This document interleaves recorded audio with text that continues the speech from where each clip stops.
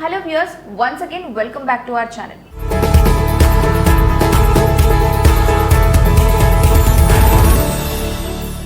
పిల్లల్ని పెద్ద పెద్ద స్కూళ్ళలో వేస్తే లేకపోతే హై స్టాండర్డ్స్ లైక్ ఐజీసీఎస్సి లేకపోతే ఐసిఎస్సి ఇలాంటి స్టాండర్డ్స్లో వేసిన పిల్లలు చదువుకుంటే సక్సెస్ అవుతారు. చిన్న స్కూల్లో చదువుకున్న పిల్లలు అంటే చిన్న ప్రైవేట్ స్కూల్స్ కానివ్వండి లేకపోతే గవర్నమెంట్ స్కూల్స్లో కానివ్వండి అందులో చదువుకున్న పిల్లలు పెద్దగా సక్సెస్ కాలేరు అనేటువంటి మైండ్ సెట్ కొంతమంది పేరెంట్స్కి ఉంటుంది. సో నిజంగానే ఇంటర్నేషనల్ స్కూల్లో చదివిన పిల్లలు కూడా 100% సక్సెస్ అవుతారు అని చెప్పడానికి లేదు. సో వాళ్ళకి సంబంధించి ఇలా స్కూల్లో వేయాలి అనుకున్నప్పుడు ఇంటర్నేషనల్ స్కూల్లోనే వేయాలి, నేను లక్షలు కడుతున్నాను, ఇంత ఖర్చు అవుతుంది, మా పిల్లోడు అలా చదువుతాడు, ఇలా చదువుతాడు, అదవుతాడు, ఇదవుతాడు అనేటువంటి ఒకటి ఉంటుంది కదా పేరెంట్స్కి. స్కూల్ మీద డిపెండ్ అయి ఉండదు, అది స్టూడెంట్ మీద డిపెండ్ అయి ఉంటుంది. పిల్లలు సక్సెస్ అవ్వడం అనేది ఎవ్రీ పేరెంట్ డ్రీమ్, ఇందులో నో అనడానికి ఏమీ లేదు. అయితే ఐబీ బోర్డ్ కానివ్వండి లేకపోతే ఐజీసీఎస్ఈ బోర్డులో కానివ్వండి చదివిన పిల్లలకి కమ్యూనికేషన్ స్కిల్స్ అండ్ కాన్ఫిడెన్స్ అయితే డెఫినెట్లీ చాలా బాగుంటాయి. కాకపోతే ఒక రియాలిటీ గురించి కూడా మనం ఇక్కడ మాట్లాడుకోవాలి. వీళ్ళలో చాలా మంది 10th లేకపోతే ఇంటర్ తర్వాత ఒక రెగ్యులర్ ఇండియన్ అకాడమిక్ సిస్టంలోకి వచ్చేసరికి కొంతవరకు ఇబ్బంది పడుతున్నారు, ఇదే వాస్తవం. ఐఐటి జేఈఈ తీసుకోండి లేకపోతే నీట్ లాంటి కాంపిటేటివ్ ఎగ్జామ్స్ లో ఆల్రెడీ అనుకుంటాం అంటే ఇంత వస్తుంది ర్యాంక్, అన్ని వస్తాయి మార్క్స్ అని చెప్పి. సో మనం ఎక్స్పెక్ట్ చేసినటువంటి స్టేజ్లో సక్సెస్ కాలేకపోతున్నారు. సో అసలు ఇంటర్నేషనల్ స్కూల్స్లో చదివిన పిల్లలు ఎందుకు అకాడమిక్గా వెనకబడుతున్నారు అనేది, దానికి ఏంటి ప్రాక్టికల్ రీజన్స్ అని ఈ వీడియోలో మనం తెలుసుకోబోతున్నాము. డీటెయిల్డ్గా వీడియోని అంతా చూడండి, వీడియోని ఎక్కడ స్కిప్ చేయకుండా. సో ఫస్ట్ రీజన్ వచ్చేసి ఎడ్యుకేషన్ జరిగే ప్రాసెస్ ఉంటుంది కదా, అందులో ఉండేటువంటి డిఫరెన్స్ అనమాట. ఇంటర్నేషనల్ స్కూల్స్ ఫెయిల్ అవుతున్నాయి అనే కంటే కూడా వాళ్ళ ఇంటెన్షన్ వేరే ఉంది అని చెప్పడం కరెక్ట్ ఏమో. ప్రాక్టికల్ లెర్నింగ్ అనేది ఐబీ బోర్డ్స్లో మనకు కనిపిస్తుంటది.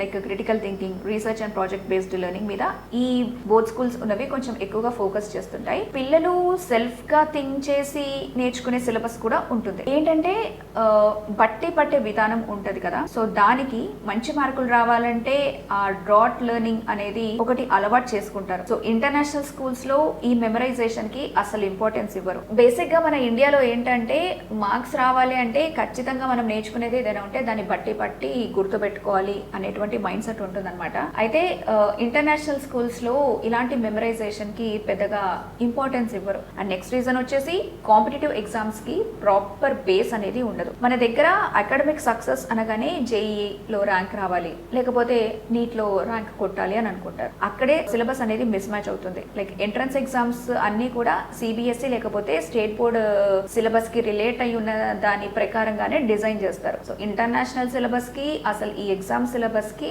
చాలా గ్యాప్ ఉంటుంది. సో అక్కడ ఫెయిల్ అవుతుంటారు. కార్పొరేట్ స్కూల్స్ లో చూసుకుంటే 6th క్లాస్ నుంచే ఎంసెట్, ఐఐటి ఫౌండేషన్ ఇలా ఎంసీక్యూ మోడల్లో ఉండేటువంటి ఎగ్జామ్స్ ఏవైతే ఉంటాయో వాటికి ప్రాక్టీస్ చేపిస్తారు. కానీ ఇంటర్నేషనల్ స్కూల్స్ లో ఏమవుతుందంటే కాంపిటేటివ్ ఎగ్జామ్స్ అనేవి ఓరియంటేషన్ అస్సలు ఉండదు. క్రియేటివ్ రైటింగ్, ఎస్ఎస్ రాయటం మీద ఉన్నటువంటి ఫోకస్ వాళ్ళు ఆబ్జెక్టివ్ ఎగ్జామ్స్ మీద పెట్టరు. అండ్ అసెస్మెంట్ మెథడ్స్ అనేవి కూడా ఎలా ఉన్నాయో చూద్దాం.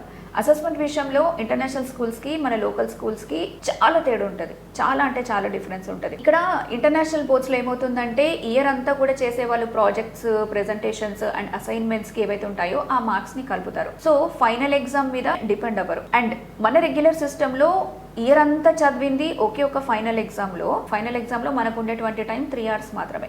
సో ఈ హై ప్రెషర్ ఎగ్జామ్ అట్మాస్ఫియర్ అనేది ఇంటర్నేషనల్ స్కూల్ పిల్లలకి అసలు అలవాటు ఉండదు. కాబట్టి వాళ్ళు ఎగ్జామ్ హాల్లో ఎక్కువగా ప్రెషర్కి లోనయ్యే అవకాశం ఉంటుంది అనమాట. ఇంకోటి వచ్చేసి అట్మాస్ఫియర్ అండ్ అడాప్టబిలిటీ. ఇంటర్నేషనల్ స్కూల్స్లో ఒక క్లాస్కి 15 నుంచి 20 స్టూడెంట్స్ మాత్రమే ఉంటారు. టీచర్స్ ప్రతి కిడ్ మీద ఫోకస్ చేయడానికి ఇక్కడ ఎక్కువ స్కోప్ ఉంటుంది. అందుకే అక్కడ పిల్లలకి ఎలా అంటే ఈచ్ అండ్ ఎవ్రీథింగ్ కూడా కంఫర్ట్ గా ఉంటుంది, ఒక బబుల్లో పెరిగినట్టు ఉంటుంది. అండ్ కాలేజెస్ లో ఎలా ఉంటుంది సిచ్యువేషన్, అంతమంది స్టూడెంట్స్ ని చూసుకోవడం ఏ లెక్చరర్ వల్ల కాదు, అంత టైం ఉండదు, ఫోకస్ చేయలేరు కూడా. కాబట్టి వాళ్ళు నేర్పించిన తర్వాత స్టూడెంట్స్ వెనకాలండి నేర్పించేటువంటి పద్ధతి అయితే ఉండదు. సో బోర్డ్ స్కూల్స్ లో ఉండేటువంటి స్టైల్ ఏదైతే ఉంటుందో 20 కిడ్స్ మీద పెట్టేటువంటి కాన్సన్ట్రేషన్ వేరుంటుంది. బట్ కాలేజ్కి వచ్చేసరికి రియాలిటీలో చూసుకుంటే లెక్చరర్కి అంత స్కోప్ ఉండదు. 100 మంది స్టూడెంట్స్ ఉంటారు, కొంచెం డిఫికల్ట్ ఉంటుంది అది పెట్టడం కూడా. సో అసలు వాళ్ళ ఆలోచన చేయరు. సెల్ఫ్గా చదువుకునే ఆ కాంపిటేటివ్ స్పిరిట్ ఏదైతే ఉంటుందో అది కొంచెం బోర్డ్ స్కూల్స్లో చదివే పిల్లలు కంపారిటివ్లీ తక్కువగానే ఉంటుందని చెప్పాలి. ఇక్కడ మనం అర్థం చేసుకోవాల్సిన లాస్ట్ పాయింట్ ఒకటి ఉంది. సక్సెస్కి డెఫినేషన్.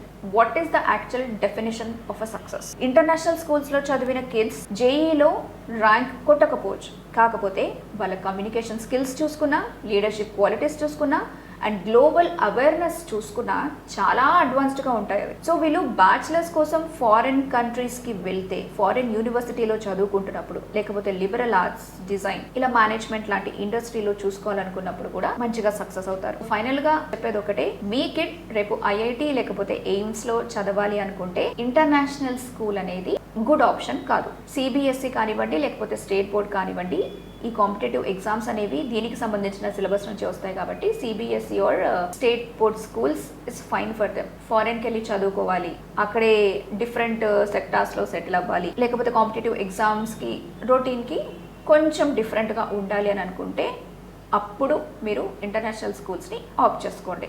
పేరెంట్స్ మీ పిల్లల్ని వేయాలనుకునే వాళ్ళు, అంటే ఆల్రెడీ ఒకవేళ సిబిఎస్ఈ ఆర్ ఎస్ఎస్సి బోర్డులో ఉన్నా కూడా వాళ్ళ ఫ్యూచర్ కోసం ఇంటర్నేషనల్ స్కూల్ బోర్డ్కి మారుద్దామా, ఐబీకి మారుద్దామా, ఐజీసీఎస్సికి మారుద్దామా అనేటువంటి పేరెంట్స్ ఎవరైతే ఉంటారో ఒకసారి ఈ పాయింట్స్ అన్ని ఆలోచించుకోండి. డెఫినెట్లీ ఇందులో ఉన్నటువంటి ఇన్ఫర్మేషన్ మీకు హెల్ప్ అవుతుంది అనుకుంటున్నాను. అండ్ ఇలాంటి సిచ్యువేషన్లో ఉన్న అదర్ పేరెంట్స్కి కూడా మీకు తెలిసిన వాళ్ళు ఎవరైనా ఉంటే వాళ్ళతో ఈ వీడియోని షేర్ చేయండి. మరొక వీడియోతో మళ్ళీ కలుద్దాం.